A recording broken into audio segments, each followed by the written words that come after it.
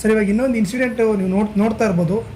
ಕಮಲ್ ಹಾಸನ್ ಅವರು ಕನ್ನಡದ ಬಗ್ಗೆ ಮಾತಾಡಿದ್ದು, ಅದ್ರ ಜೊತೆಗೆ ಅವರ ಸಿನಿಮಾನ ರಿಲೀಸ್ ಮಾಡಬಾರ್ದು ಅಂತ ಹೇಳ್ಬಿಟ್ಟು ಇದು ಮಾಡಿದ್ದು, ಅದ್ರ ಬಗ್ಗೆ ನಿಮ್ಮ ಅನಿಸಿಕೆ? ಸರ್, ಒಂದು ಕಮಲ್ ಹಾಸನ್ ಒಬ್ಬ ನಟ ಸರ್, ಯಾರು ಚಿಕ್ಕವರು ದೊಡ್ಡವರು, ಯಾಕಂದ್ರೆ ಇವತ್ತು ನ್ಯಾಯಾಲಯ ಖುದ್ದು ಹೇಳಿದೆ. ನಿನ್ನೆ ಜಸ್ಟಿಸ್ ನಾಗಪ್ರಸನ್ನ ಅವರು ತುಂಬಾ ಒಂದು ವಿಚಾರವಂತರಾಗಿ ಮಾತಾಡಿದ್ದಾರೆ. ಕರೆಕ್ಟ್ರಿ, ಎಲ್ಲ ಕರೆಕ್ಟ್ರಿ, ಇಲ್ಲಿ ಫಿಲ್ಮ್ ರಿಲೀಸ್ ಮಾಡಬೇಕು ಅಂತೀರ, ಜನ ನೋಡಬೇಕು ಅಂತೀರ, ಕಿರಿಕಿರಿ ಮಾಡ್ಕೊಂತೀರಲ್ಲ.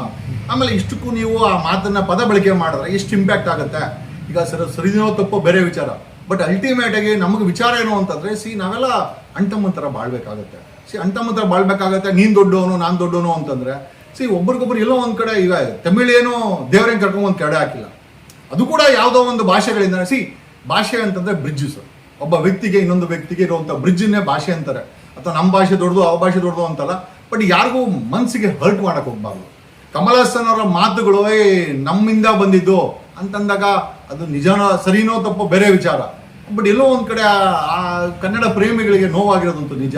ಆಮೇಲೆ ನೀವು ಆಯ್ತು ಹಂಗಂತೀರಲ್ಲ, ನಿಮ್ ಫಿಲ್ಮ್ ರಿಲೀಸ್ ಮಾಡ್ಬೇಕಂದ್ರೆ ಇದೇ ಜನ ನೋಡ್ಬೇಕಲ್ವಾ. ಎಷ್ಟು ಜನ ನಿಮ್ಮ followers. In fact I am a big fan of Kamal Haasan, but ಈ ಮಾತು ಹೇಳಿದಾಗ ನಮಗೂ ಬೇಜಾರಾಗುತ್ತೆ ಅಲ್ರಿ ನಮ್ಮ ಕನ್ನಡದ ಬಗ್ಗೆ. ಆಮೇಲೆ ಅವ್ರ ಅನಾವಶ್ಯಕತೆ ಅನ್ಸುತ್ತೆ. ಅಂದ್ರೆ ಎಲ್ಲೋ ಒಂದ್ ಕಡೆ ಆ ಪ್ಲಾಟ್ಫಾರ್ಮ್ ಅಲ್ಲಿ ಏನ್ ತಂದಿಗೆ ತಮಾಷೆ ನೋಡ್ತಾ ಇದಾರೆ ಕಮಲ್ ಹಾಸನ್ ಅಂತ ನಮ್ಗೆ ಅನ್ಸುತ್ತೆ. ಆಮೇಲೆ ಲಾ ಅಂಡ್ ಆರ್ಡರ್ ಪ್ರಾಬ್ಲಮ್ ಆಗ್ತದೆ.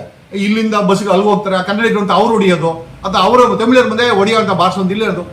ಇದು ಇವತ್ತಿನ ಜನತೆಗೆ ನಾವೆಲ್ಲೋ ಒಂದ್ ಕಡೆ ಏನೋ ಕ್ರೈಮ್ ಮಾಡ್ಲಿಕ್ಕೆ ದಾರಿ ಮಾಡ್ಕೊಡ್ತಾ ಇದ್ದೀರಾ. ಹೇಳೋದು ತುಂಬಾ ಈಸಿ, ಬಾಯಲ್ಲಿ ಬಂದಿದ್ದು ತುಂಬಾ ಈಸಿ, ಬಟ್ ಅದನ್ನ ಈಗ ಅದರಿಂದ ಎಷ್ಟು ಜನರಿಗೆ ನೋವಾಗಿದೆ. ಈಗ ನೀವು ಫಿಲಮ್ ಮಾಡ್ತೀರಾ, ಫಿಲಮ್ ಜನ ನೋಡ್ಬೇಕು, ಅದು ಬಿಸ್ನೆಸ್ ಆಗ್ಬೇಕು ನಿಮ್ಗೆ. ಆ ಬಿಸ್ನೆಸ್ಗೆ ನಿಮ್ಗೆ ಅಲ್ಲಿ ನಾವ್ ಯಾರು ಮಾಡಲ್ಲ ಅಂತೇಳಿ ಅವ್ರು ಬ್ಯಾನ್ ಮಾಡಿದ್ದಾರೆ. ಈಗ ಅದಕ್ಕೆ ಪ್ರೊಡಕ್ಷನ್ಗೋಸ್ಕರ ಕೋರ್ಟ್ಗೆ ಹೋಗಿದ್ದೀರಾ. ಕೋರ್ಟ್ ಕೂಡ ಪ್ರಜಾಪ್ರಭುತ್ವದಲ್ಲಿ ವ್ಯಕ್ತಿಗಳು ಅಲ್ಲಿ ಕೂತ್ಕೊಂಡು ತೀರ್ಮಾನ ಮಾಡಲಿ, ರೋಬೋಟ್ ಏನು ಕೂತ್ಕೊಂಡು ಮಾಡಲ್ಲ. ಅವ್ರಿಗೂ ಫೀಲಿಂಗ್ಸ್ ಇದೆ, ಅವರು ದಿನ ಪೇಪರ್ ಓದ್ತಾರೆ, ನ್ಯಾಯಾಧೀಶರು ದಿನ ಅವರು ಪೇಪರ್ ಓದ್ತಾರೆ. ಇದೆಲ್ಲ ಆಗ್ಬಾರ್ದಾಗಿತ್ತು sir. It's a mismanagement sir. ಎಲ್ಲೋ ಒಂದ್ ಕಡೆ ಸರ್ಕಾರ ನಡೆಸ್ತಾರೆ, ಅವ್ರಿಗೆ ಜವಾಬ್ದಾರಿ ಇಲ್ಲ. ಅದು ಮಂಗಳೂರು ಕೊಲೆಗಳಾಗಿರ್ಬೋದು, ಕಮಲ್ ಹಾಸನ್ ಮಾತಾಗಿರ್ಬೋದು, ಅಥವಾ ಇವತ್ತಿನ ತುಳಿತಕ್ಕೆ ಸಾವುಗಳಾಗಿರ್ಬೋದು ಸರ್, ಯಾರಿಗೂ ಜವಾಬ್ದಾರಿ ಇಲ್ಲ.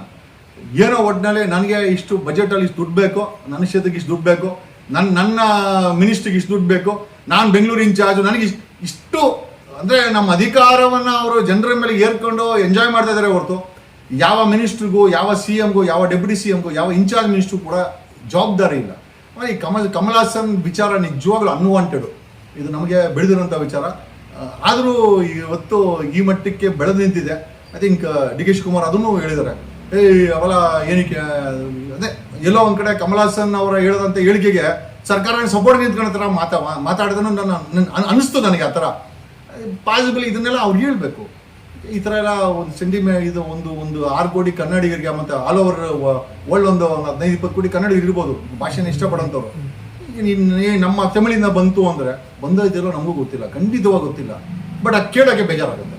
ಯಾರಿಂದ ಯಾರು ಬಂದರು ಅಂತ ಅದೇನು ಹೇಳ್ತಾರೆ, ಕೋಳಿ ಮೊಟ್ಟೆ ಮೊದಲ ಅಂದಂಗೆ ಈ ಭಾಷೆನ ಅಥವಾ ಈ ಹೇಳಿಕೆ ಕೊಡೋಂಥವ್ರ. ಆಮೇಲೆ ಈಸ್ ಅನ್ ಆರ್ಟಿಸ್ಟ್ ಥರ ಇದ್ರೆ ಒಳ್ಳೇದು, ಹಿಸ್ಟೋರಿಯನ್ ಆಗಬಾರ್ದು. ಸರ್ ಏನು ಅಂದರೆ ಈಗ ಸ್ಟೇಜ್ ಮೇಲೆ ಏನೋ ಆಯಿತು, ಬಟ್ ಕೆಳಗಡೆ ಬಂದ್ಮೇಲೆ ಈ ಥರ ವಿವಾದಗಳಾದ್ಮೇಲೆ ಒಂದು ಸಾರಿ ಕೇಳಕ್ಕೆ ಏನಾಗಿತ್ತು ಅಂತ ಹೇಳ್ಬಿಟ್ಟು ಕನ್ನಡಿಗರದು ಕೇಳ್ಬೋದು. ಬಟ್ ನನಗೆ ತುಂಬಾ ಬೇಜಾರಾಗ್ತಿರೋದು ಕಮಲ್ ಹಾಸನ್ ಹಾಳಾಗೋಗಿ ಬ್ಯಾನ್ ಮಾಡ್ಕೊಳ್ಳಿ. ಆ ಶಿವರಾಜ್ ಕುಮಾರ್ಗೆ ಮೈಗೆ ಹುಷಾರಿಲ್ಲ ಪಾಪ. ಅವರನ್ನ ಇನ್ಫ್ಯಾಕ್ಟ್ ನನ್ಗೆ ಗೊತ್ತಿಲ್ಲ, ನಿನ್ನೆ ಐ ಥಿಂಕ್ ಈ left to America if I'm not wrong. ಮೇಡಮ್ಗೂ ಕೂಡ I think she's also not keeping pacemaker ಅದು ಇದು ಏನೋ ಹಾಕೊಂಡು ಪಾಪ ಅವ್ರ ಕುಟುಂಬ ಆಲ್ರೆಡಿ ರಾಜ್ಕುಮಾರ್ ಕಳ್ಕೊಂಡ್ರು, ಅಪ್ಪು ಅವ್ರು ತಿರ್ಕೊಂಡ್ರು. ಈಗ ಶಿವರಾಜ್ ಕುಮಾರ್ ಆ ಜಾಗದಲ್ಲಿ ನಾನೇ ಹೋಗಿ ಕೂತ್ಕೊಂಡಿದ್ರು ಕೂಡ ಅವ್ರ ಆ ಡೈಲಾಗ್ ಹೊಡೆದ ನಾನೇನು ಹೊಡೆಯಕ್ಕಾಗತ್ತ ಅವ್ರನ್ನ, ಅಥವಾ ಅವಾಜಕ್ಕಾಗತ್ತಾ? ಒಂದು ಬಾಂಧವ್ಯ ಕರೆದವರೇ ಹೋಗಿದ್ದಾರೆ ಶಿವಣ್ಣ. ಆ ಶಿವಣ್ಣ ಮೈಗೆ ಹುಷಾರಿಲ್ಲ. ಮೊನ್ನೆ ತಾನೇ ಪಾಪ ಆಪರೇಷನ್ ಮಾಡ್ಕೊಂಡು ಟ್ರೀಟ್ಮೆಂಟ್ ಮಾಡ್ಕೊಂಡ್ ಬಂದ್ರೆ ಆಯಪ್ಪ ನೋಡೋಕೆನೆ ನಮಗೆ ಹೊಟ್ಟೆ ಉರಿಯುತ್ತೆ. ಆ ವ್ಯಕ್ತಿನ ಟ್ರೋಲ್ ಮಾಡೋದು, ಆಯಪ್ಪನ ಬೈಯೋದು, ಆಯಪ್ಪ ಏನ್ ಮಾಡಕ್ಕಾಗತ್ತೆ? ಶಿವರಾಜ್ ಕುಮಾರ್ ಅವ್ರು ಏನ್ ಮಾಡಕ್ಕಾಗತ್ತೆ? ಸೊ ಅವ್ರ ಆರೋಗ್ಯದ ದೃಷ್ಟಿಯಿಂದ ಇದನ್ನೆಲ್ಲ ಇಲ್ಲಿ ಬಿಡಬೇಕು. ಸರ್ಕಾರ ಇದನ್ನೆಲ್ಲ ಸರಿಪಡಿಸ್ಬೇಕು ಸರ್. ಒಂದು ಕೇಪಬಲ್ ಸರ್ಕಾರ ಸರಿಪಡಿಸ್ಬೋದು. ಆಯ್ತು ರೀ, ದಾಖಲೆ ಕೊಡುವಂತ ಡಿ ಕೆ ಶಿವಕುಮಾರ್ ಕೇಳ್ಬೋದಾಗಿತ್ತು ಕಮಲ್ ಹಾಸನ್ ಅವ್ರಿಗೆ, ನಿಜವಾಗ್ಲೂ ಬೇಕಾ ದಾಖಲೆ ಕೊಡ್ರಿ. ಯಾಕಂದ್ರೆ Stalin government they're all friendly government for ಕಾಂಗ್ರೆಸ್ಗೆ ಕೇಳ್ಬೋದ, ಸ್ಟಾಲಿನ್ ಅವ್ರು ಕೇಳ್ಬೋದಾಗಿತ್ತು. ಏನ್ರಿ ಈ ತರ ನೀವು ಅವರನ್ನ ರಾಜ್ಯಸಭಾ ಮೆಂಬರ್ ಮಾಡಕ್ ಕೊಟ್ಟಿದ್ದೀರಾ, ಈ ತರ ಹೇಳ್ತಾರೆ, ದಾಖಲೆ ಕೊಡಿ ಅಂತ ಕೇಳ್ಬೋದಾಗಿತ್ತು. ದಾಖಲೆ ಕೊಡಿ, ಆ ಥರ ದಾಖಲೆ ಇದೆಯಾ ಅಂತ. ಈ ದಾಖಲೆ ಬಿಟ್ಟು ಪ್ರತಿದಿನ ಈ ಬಾವುಟ ಇಟ್ಕೊಂಡು ಐ ಥಿಂಕ್ ಸರ್ ಇದು ಅನ್ವಾಂಟೆಡ್ ಟೆನ್ಷನ್. 2 ರಾಜ್ಯಗಳ ಮಧ್ಯೆ ಇದು ಅನ್ವಾಂಟೆಡ್ ಟೆನ್ಷನ್. ರಾಜಕಾರಣಿಗಳಿಗೆ ಇದು ಬೇಕಾಗಿದೆ. ಇನ್ನು ಬೇಕು ಅಂತ ಏನಾದರೂ ಬೆಂಕಿ ಇಡ್ತಾ ಇದ್ದಾರಾ, ಈ ಥರ ಭಾಷೆ ವಿಚಾರ ಇಟ್ಕೊಂಡು ಬೆಂಕಿ ಇಡೋದು, ಜನಗಳನ್ನ ದಿಕ್ತಪ್ಸೋದು. ಆಮೇಲೆ ಮೇನ್ ಟಾಪಿಕ್ ಏನು ಅಂತಂದ್ರೆ ಇವತ್ತು ಬೆಲೆ ಏರಿಕೆ ಸರ್, ಬೆಲೆ ಏರಿಕೆ. ಆಮೇಲೆ ಜನರಿಗೆ ಬೆಲೆ ಏರಿಕೆಯಿಂದ ಸಿಕ್ಕಾಪಟ್ಟೆ ಜನ ಯಾರು ನೆಮ್ಮದಿಲಿಲ್ಲ. ಈ ನೆಮ್ಮದಿ ಆಲ್ರೆಡಿ ನೆಮ್ಮದಿ ಹಾಳು ಮಾಡ್ಕೊಂಡಿರೋರಿಗೆ ಈ ರೀತಿ ಭಾಷಾ ವಿಚಾರಗಳನ್ನ ಇಟ್ಕೊಂಡು ಗಲಾಟೆಗಳು ಮಾಡಿಸೋದು, ಧಮಕಿಗಳು ಹಾಕೋದು, ಆಮೇಲೆ ಅದ್ರ ಮೇಲೆ ಸ್ಟ್ರೈಕ್ಗಳು ನಡೆಯೋದು. ನಿಜವಾಗ್ಲೂ ಕರ್ನಾಟಕದಲ್ಲಿ ಸ್ಟ್ರೈಕ್ ನಡಿಬೇಕಾಗಿರೋದು ಹೆಚ್ಚು ಕಮ್ಮಿ 2,000 ಜನ ರೈತರು ಸುತ್ತಾಗಿದ್ದಾರೆ. ಅದ್ರ ಬಗ್ಗೆ ಸ್ಟ್ರೈಕ್ ಮಾಡಬೇಕು ಸರ್, ನಿಜವಾಗ್ಲೂ ಮಾಡಬೇಕಾಗಿರೋದು. ಯಾರೋ ಅನ್ವಾಂಟೆಡ್ ಕಿತ್ತೋದ ವ್ಯಕ್ತಿಗಳು ಮಾಡೋ ಸ್ಟೇಟ್ಮೆಂಟ್ಗಳಿಗೆ ಕೊಡುವಂಥ ಪ್ರಾಮುಖ್ಯತೆ ನಾವು ರೈತರುಗಳು ಇವತ್ತು ಆತ್ಮಹತ್ಯೆಗಳಾಗ್ತದೆ ಅದಕ್ಕೆ ಕೊಡ್ತಾ ಇಲ್ಲ. ಇವತ್ತು ಇಡೀ ಕರ್ನಾಟಕದಲ್ಲಿ ಸ್ಟೇಟ್ ಮತ್ತೆ ನ್ಯಾಷನಲ್ ಹೈವೇಗಳನ್ನ ಟೋಲ್ಗೇಟ್ ಕಂಪನಿಗಳಿಗೆ ಮಾರಾಟ ಮಾಡಿದ್ದಾರೆ, ಅದಕ್ಕೆ ನಾವು ಇದು ಮಾಡ್ತಾ ಇಲ್ಲ. ಎಷ್ಟೋ 41,000 ಶಾಲೆಗಳಿದೆ, 21,000 ಶಾಲೆಗಳು ಬಿದ್ದೋಗ ಸ್ಥಿತಿನಲ್ಲಿದೆ ಸರ್. ಅದಕ್ಕೆ ನಮಗೆ ಹೋರಾಟ ಬೇಕಾಗಿದೆ, ಕನ್ನಡ ಪರ. ಅಲ್ಲಿ ಓದ್ತಾರಲ್ಲ ಕನ್ನಡ ಪರ ಮಕ್ಕಳೇ, ಜಿಲ್ಲೆನಲ್ಲೂ ಸರ್ ಹೈಟೆಕ್ ಆಸ್ಪತ್ರೆ ಬೇಕಾಗಿದೆ, ಅದಕ್ಕೂ ಹೋರಾಟ ನಡೀತಾ ಇಲ್ಲ ಸರ್. ಇವತ್ತು ಬೇಸಿಕ್ ಎಜುಕೇಶನ್ ಇಲ್ಲ, ಎಲ್ಲದೂ ಕಮರ್ಷಿಯಲೈಸೇಷನ್ ಆಗಿದೆ ಸರ್, ಬೆಲೆ ಏರಿಕೆ ಆಗಿದೆ. ಇವತ್ತು ಕನ್ನಡ ಪರ ಸಂಘಟನೆಗಳು ಯಾವುದೋ ಒಬ್ಬ ವ್ಯಕ್ತಿ ಕೊಟ್ಟರೋ ಸ್ಟೇಟ್ಮೆಂಟ್ಗೆ ನೀವು ಬಾವುಟ ಇಟ್ಕೊಂಡು ಬರೋದ ವ್ಯಕ್ತಿಗಳು ಈ ಸಾಮೂಹಿಕ ಕನ್ನಡಿಗರಿಗೆ ಆಗ್ತಾರೋ ನೋವಿನ ವಿಚಾರಗಳಿಗೆ ಯಾಕೆ ನೀವು ಬಾವುಟ ಇಟ್ಕೊಂಡು ಬರಲ್ಲ? ಯಾಕೆ ಅದಕ್ಕೆಲ್ಲ ಹೊಟ್ಟೆ ತುಂಬಿಟ್ಟಿದ್ಯಾ ನಿಮ್ಗೆ? ಬರೀ ಅಂದ್ರೆ ಯಾರೋ ಭಾಷಾ ವಿಚಾರ, ಭಾಷೆ ಎಷ್ಟು ಇಂಪಾರ್ಟೆಂಟು, ಭಾಷೆ ಬಳಸುವಂತ 6 ಕೋಟಿ ಕನ್ನಡಿಗರ ನೋವುಗಳು ಕೂಡ ಅಷ್ಟೇ ಇಂಪಾರ್ಟೆಂಟು. ಅದರ ವಿಚಾರವಾಗಿ ಕನ್ನಡ ಪರ ಸಂಘಟನೆಗಳು ದನಿ ಎತ್ತಲ್ಲ. ಯಾರೋ ಏನೋ ಸ್ಟೇಟ್ಮೆಂಟ್ ಕೊಟ್ಟಾಗ ಎಸ್ ಡೆಫಿನೆಟ್ಲಿ ನಮಗೆಲ್ಲ ಅರ್ಥ ಆಗಿದೆ, ಬಟ್ ನಿಜವಾದಂತ ನೋವುಗಳಿಗೆ ಯಾವತ್ತಾದ್ರೂ ಕನ್ನಡ ಪರ ಸಂಘಟನೆಗಳು ಯಾವತ್ತೆಕ್ಕುತ್ತೆ? ಎತ್ತಬೇಕು. This is what we mean. ಈಗ ಕನ್ನಡ ಪರ ಬರೀ ಭಾಷೆಗೆ ಸೀಮಿತವಾಗಬಾರ್ದು, ಭಾಷೆ ಜೊತೆನಲ್ಲಿ ಭಾಷೆ ಮಾತಾಡೋರು ನಾವುಗಳೇ. ನಮ್ಮ ನೋವುಗಳಿಗೂ ಕೂಡ ಕನ್ನಡಿಗರ ನೋವುಗಳಿಗೆ ಈ ಕ್ರಾಂತಿಕಾರಿ ಕನ್ನಡ ಪರ ಸಂಘಟನೆಗಳು ನಿಂತ್ಕೊಳ್ಬೇಕು. ಇವತ್ತು ಸಾವಾಗಿದೆ, ಯಾಕೆ ಕನ್ನಡ ಪರ ಸಂಘಟನೆಗಳು ಯಾಕೆ ಮಾತಾಡ್ತಾ ಇಲ್ಲ? ನೋವಿಗಿಂತ ದೊಡ್ಡ, ಈ ಸಾವುಗಳಿಗಿಂತ ದೊಡ್ಡ ವಿಚಾರ ಇದೆಯಾ? ಎಸ್, ಐ ಫೀಲ್ ಬದಲಾವಣೆ ಆಗಬೇಕು ಸರ್. ಸರ್, ಇನ್ನೊಂದು, ಪ್ರತಿದಿನ ಕನ್ನಡಿಗರು ಮತ್ತು ಕನ್ನಡಿಗರ ಮೇಲೆ ಈ ಥರ ಹೇಳಿಕೆಗಳು ಕೊಡ್ತಾರೆ. ಇದಕ್ಕೆ ಸರ್ಕಾರ ಯಾವ್ದಾದ್ರು ಒಂದು ಸೂಕ್ತ ಕ್ರಮ ತಗೋಬೇಕು. ಒಂದು ನಾಡೋದ್ರೊಳಗೆ ಕೇಸ್ ಹಾಕೋದು, ಇಲ್ಲ ಅವ್ರನ್ನ ಏನೋ ಅರೆಸ್ಟ್ ಮಾಡೋದು, ಒಂದೇನೋ ಮಾಡಿದ್ರೆ ಇನ್ನೊಬ್ಬರಿಗೆ ಆ ಥರ ಹೇಳಿಕೆ ಕೊಡೋಕೆ ಭಯ ಬರಬೇಕು. ಗೌರ್ಮೆಂಟ್ ಯಾಕೆ ಯಾವುದೇ ಆಕ್ಷನ್ ತಗೊಳ್ಳಲ್ಲ ಇಂಥ ವಿಚಾರಗಳಲ್ಲಿ? ಸರ್, ಈಗ ರಾಜಕಾರಣಿಗಳಿಗೆ ಈ ಸೆಲೆಬ್ರಿಟಿಗಳನ್ನ ಇಟ್ಕೊಂಡು ಈ ಏನೋ ಈ ವೋಟ್ಸ್ಗಳನ್ನ ತಗೊಂಡು ಅಭ್ಯಾಸ ಆಗಿದೆ. ಮನೆ ಇವರು ಸೋನು ನಿಗಮ್ ವಿಚಾರನೂ ಅಷ್ಟೇ. ಸರ್, ಇದೆಲ್ಲ ನಮ್ಮ ಡೈವರ್ಷನ್ ಟ್ಯಾಕ್ಟಿಕ್ಸ್ ಅನ್ಸುತ್ತೆ. ಬೇಕು ಅಂತ ಏನಾದ್ರು ಕಾಸ್ಕೋಟ್ ಏನಾದ್ರು ಅವ್ರ ಕೈಲಿ ಹೇಳಿಸ್ತಾರ ನಮ್ಗೆ ಗೊತ್ತಿಲ್ಲ. ನನಗೆ ಅದೊಂದು ಕೂಡ ಡೌಟ್ ಇದೆ.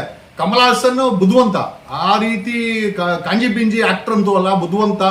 ತನ್ನದೇ ಆದಂತ ಒಂದು 40-50 ವರ್ಷ ಎಕ್ಸ್ಪೀರಿಯನ್ಸ್ ಇದೆ ಅಪ್ಪನಿಗೆ. ಆ ವ್ಯಕ್ತಿ ಕೈಲಿ ಇದನ್ನ 7,000 ಅಂತ ನಮ್ಗೆ ಡೌಟ್ ಆಗ್ತಾ ಇದೆ. ಯಾಕೆ ಅಂತಂದ್ರೆ ಇವತ್ತಿನ ಬೆಲೆ ಏರಿಕೆ ಆಗಿರ್ಬೋದು, ಫೇಲ್ಯೂರ್ಸ್ ಆಗಿರ್ಬೋದು, ಕೊಲೆಗಳಾಗಿರ್ಬೋದು, ಅತ್ಯಾಚಾರಗಳಾಗಿರ್ಬೋದು, 2 ಗೌರ್ಮೆಂಟ್ ನಮಗೆ ಮಾಡ್ತಾ ಇರೋಂಥ ಚಿಪ್ಪುಗಳಾಗಿರ್ಬೋದು, ಇದನ್ನೆಲ್ಲ ಏನಾದ್ರು ಡೈವರ್ಟ್ ಮಾಡೋಕ್ಕೋಸ್ಕರ ಇದನ್ನೆಲ್ಲ ಏನೋ ಕಾಸ್ಕೋಟ್ ಏನಾದ್ರು ಇವರೇ ಮಾಡಿಸ್ತಾರ ಸರ್ಕಾರಗಳವರು ಅಂತ ಒಂದು ಡೌಟ್ ಅಂತ ಖಂಡಿತವಾಗಿದೆ. ಈಗ ಇಲ್ಲಾಂದ್ರೆ ಸೋನು ನಿಗಮ್ ಒಂದು ಬಾಂಬ್ ಹಾಕ್ಬಿಟ್ಟೋಗ್ಬಿಡ್ತಾನೆ, ಈ ಕಡೆ ಕಮಲ್ ಹಾಸನ್ ಒಂದು ಬಾಂಬ್ ಹಾಕ್ಬಿಡ್ತಾನೆ. ಅಲ್ಟಿಮೇಟ್ ಆಗಿ ಏನಾದ್ರು ನಮ್ಮನ್ನ ಮೇನ್ ಇಶ್ಯೂಸ್ ಇವತ್ತು ತಿನ್ನಕ್ಕೆ ಊಟ ಇಲ್ಲ. ಈಗ ಜೂನ್ ಬಂತು, ಮಕ್ಕಳಿಗೆ ಫೀಸ್ ಕಟ್ಟಬೇಕು, 20% ಫೀಸ್ ಜಾಸ್ತಿ ಆಗಿದೆ, ಮೆಟ್ರೋ ಬೆಲೆ ಜಾಸ್ತಿ ಆಗಿದೆ, ಹಾಲಿನ ಬೆಲೆ 4 ರೂಪಾಯಿ ಜಾಸ್ತಿ ಆಗಿದೆ, 1 ಪೈಸಾ ನೀರಿನ ಬೆಲೆ ಜಾಸ್ತಿ ಆಗಿದೆ, ಎಲೆಕ್ಟ್ರಿಸಿಟಿ ಬೆಲೆ ಜಾಸ್ತಿ ಇದೆ, ಗ್ಯಾಸ್. ಸರ್, ಇಂಥದ್ದು ಬಿಟ್ಟಿಲ್ಲ. ನಮ್ಮನ್ನ ಲೂಟಿ ಮಾಡಿಕೊಂಡು ನಮ್ಮನ್ನೇನಾದ್ರೂ ಇವ್ರುಗಳು ಈ ತರ ಸ್ಟೇಟ್ಮೆಂಟ್ಗಳನ್ನ ಕೊಟ್ಟು ಡೈವರ್ಟ್ ಮಾಡಿಸ್ತಾ ಇದ್ದಾರಾ ಅನ್ನೋ ಒಂದು ಅನುಮಾನ ಕೂಡ ನಮಗಂತೂ ಕಾಡ್ತಾ ಇದೆ. ಸ್ಪಷ್ಟೀಕರಣ ಸರ್ಕಾರ ಮಾಡಬೇಕು, ಇಲಾಖೆ ಮಾಡಬೇಕು. ಈ ಇಲಾಖೆ, ಪೊಲೀಸ್ ಇಲಾಖೆ ಅಂದು ಫೇಲ್ಡ್ ಅಂತ ನಾವು ಆಲ್ರೆಡಿ ಈಗ ಮಂಗಳೂರಲ್ಲಿ ಫೇಲು, ಬೆಂಗಳೂರಲ್ಲಿ ಅತ್ಯಾಚಾರಗಳನ್ನ ಪ್ರಿವೆಂಟ್ ಮಾಡೋದ್ರಲ್ಲಿ ಫೇಲು. ಒಂದು ಕಾರ್ಯಕ್ರಮ ಆರ್ಗನೈಸ್ ಮಾಡಿದ್ರೆ ಕನಿಷ್ಠ ನೂಕುನುಗ್ಗಲನ್ನು ತಡಿಲಿಕ್ಕೂ ಕೂಡ ಪೊಲೀಸ್ ಇಲಾಖೆ ಫೇಲ್ಯೂರ್ ಆಗಿದೆ ಅಂತಂದ್ರೆ ಸರ್, ಕಾಟಾಚಾರಕ್ಕೆ ಇಲಾಖೆಗಳು ಕೆಲಸ ಮಾಡ್ತಾ ಇದೆ ಸರ್. ಅದರಲ್ಲಿರೋರು ಕಾಟಾಚಾರ ಕೆಲಸ ಮಾಡ್ತಾ ಇದ್ದಾರೆ, ಯಾರೂ ಕೂಡ ಇಂಟ್ರೆಸ್ಟ್ ಇಲ್ಲ. That's what.